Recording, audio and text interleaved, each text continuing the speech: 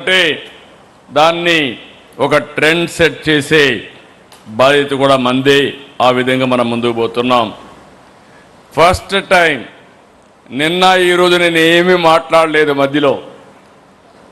నేను ప్రతి ఒక్క మహానాడులో ప్రతి ఒక్క తీర్మానం పైన నేను అప్పుడప్పుడు ఎప్పుడు ఇంటర్వ్యూ అయ్యేవాడిని.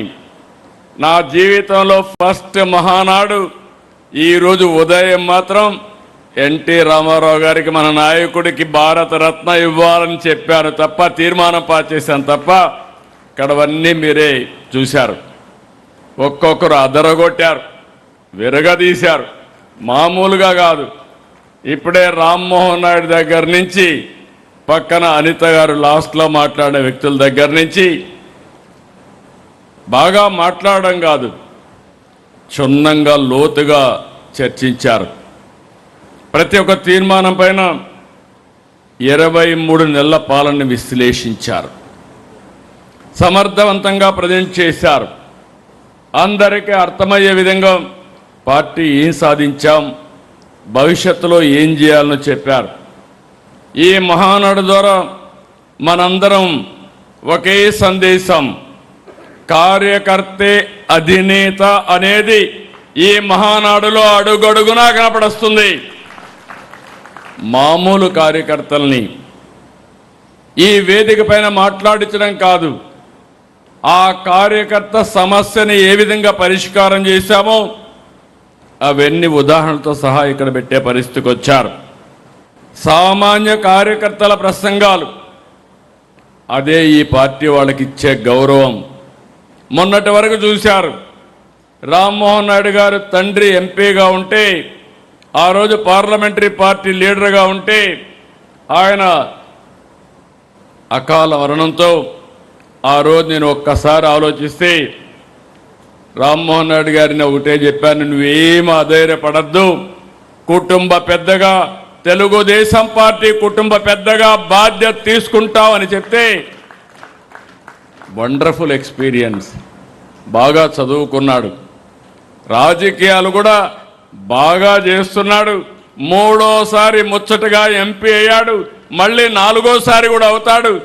అందుకే ఆయన చేసిన కార్యక్రమాలు చూసిన తర్వాత నేను కేంద్రంలో మంత్రులు ఇస్తామంటే, మొట్టమొదటిసారిగా మళ్ళీ క్యాబినెట్ మినిస్టర్గా రామ్మోహన్ నాయుడు చేశామంటే, అతి చిన్న వయసులో ఈరోజు సెంట్రల్ క్యాబినెట్లో ఉన్నాడు.